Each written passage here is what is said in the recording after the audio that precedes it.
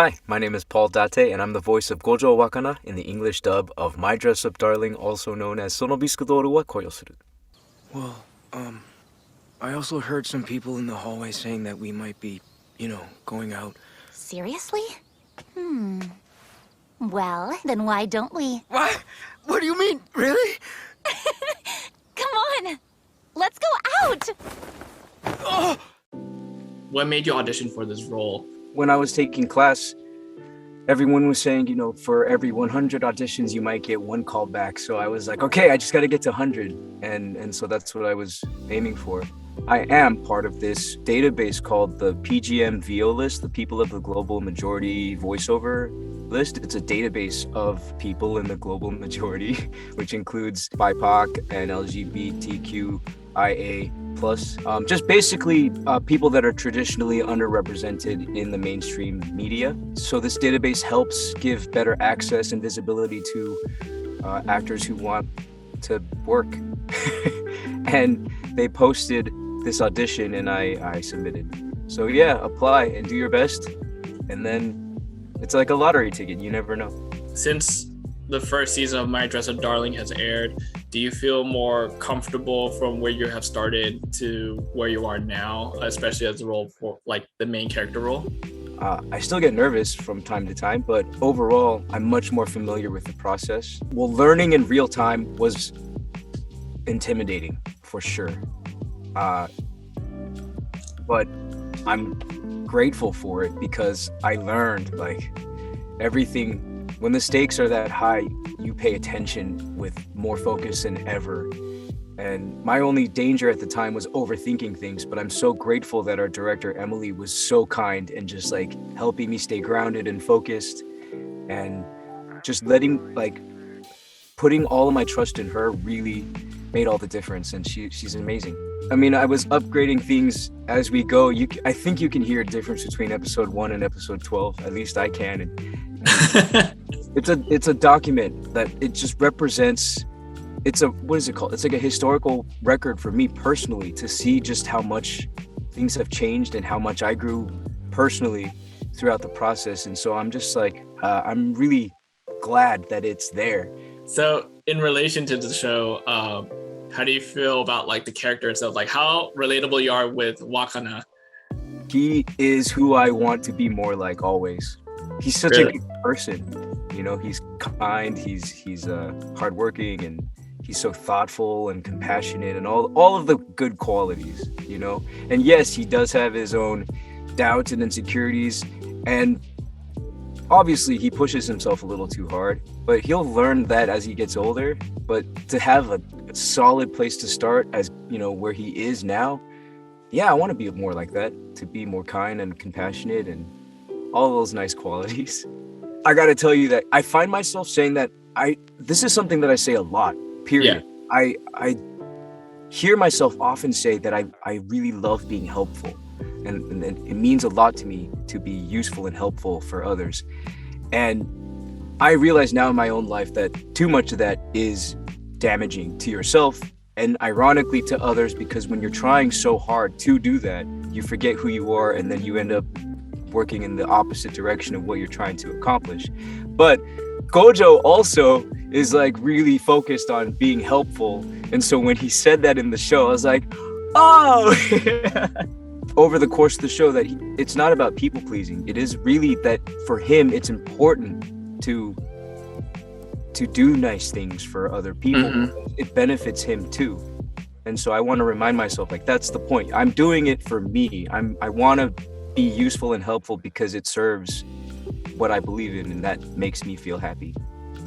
Yeah, I was wondering about like when you actually receive the role, like the research you had to put into it. Do you have to go through the manga, or like you just see what the role description was? I didn't know anything about the show when I first started. Really? So yeah, I just did my best from the little breakdown, and then I just saw the trailer.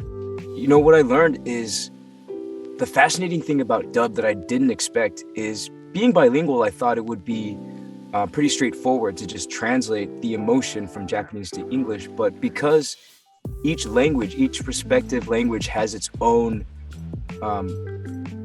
personality or perspective, I guess, excuse me, I didn't expect to discover that translating a one-to-one doesn't work. And that made me really think about my own identity and like, oh, I guess does that mean I'm a different person when I speak Japanese to my parents versus speaking English to my friends? And the answer might be maybe. You know? No, I totally get or that. like the core of me is still the same, but there is a multiverse version of me, linguistically. And so that really helped, because at first when I was really trying to just do the emotion that was being portrayed in Japanese into English, it made him sound very weird, too robotic or too cold and distant. But Japanese sounds cold and distant when you translate it directly to English, but it's not, because it's so like micro nuanced in that way.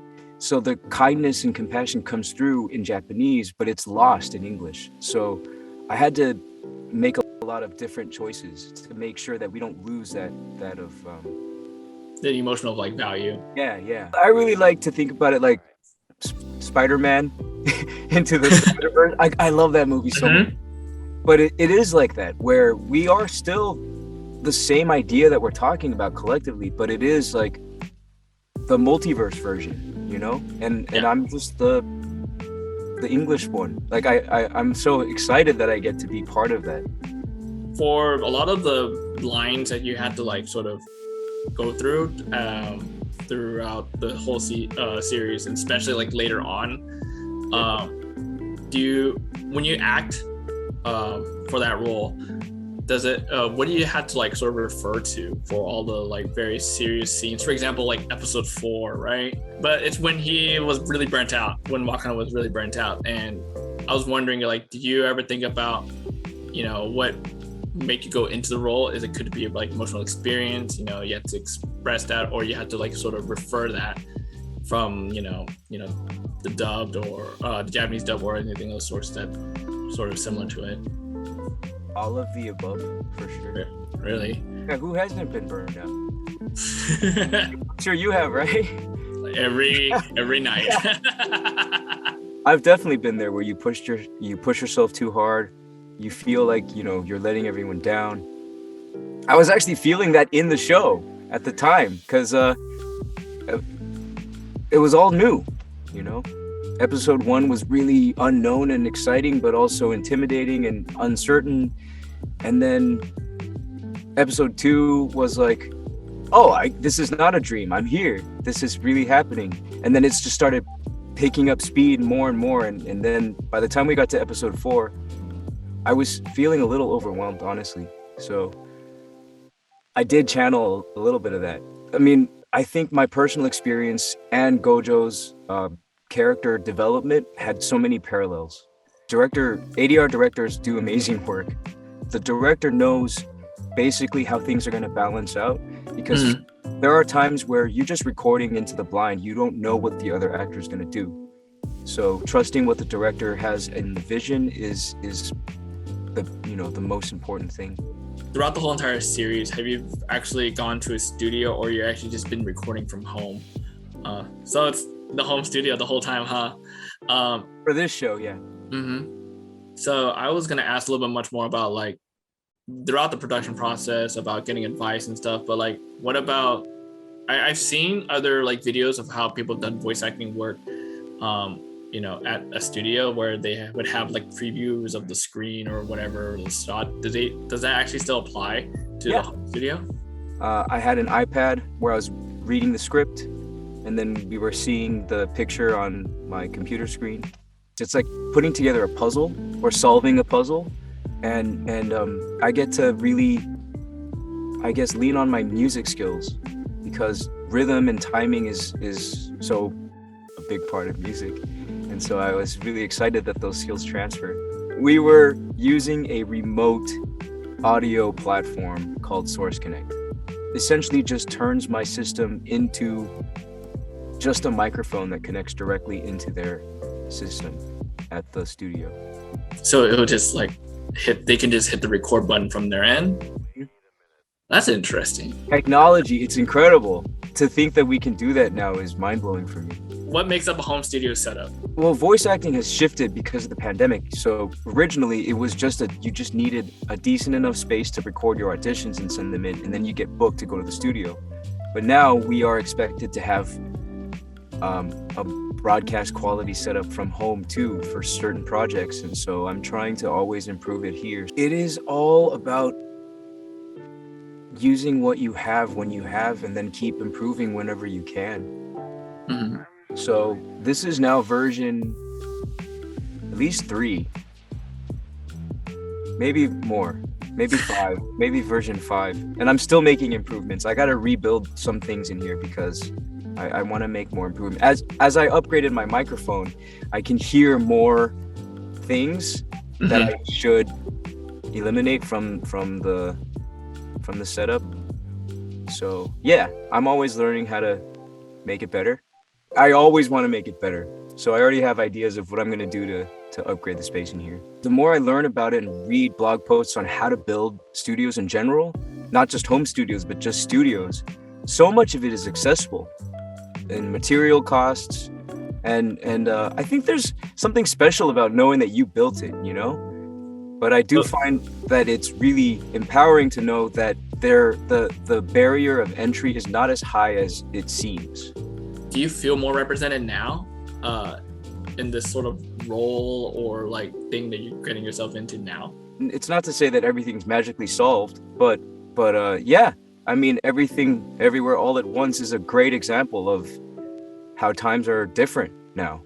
So, and Crazy Rich Asians and so many different, I mean, I'm trying to think so hard that I ironically forgetting everything, but you know what I mean. There's much more good visibility, I think, representation for everyone, not just Asian Americans, but for every group. There's more. So this is all good. What was really exciting to me about it is I'm Japanese American, and it means so much to me that I get to be a part of both things that make me who I am.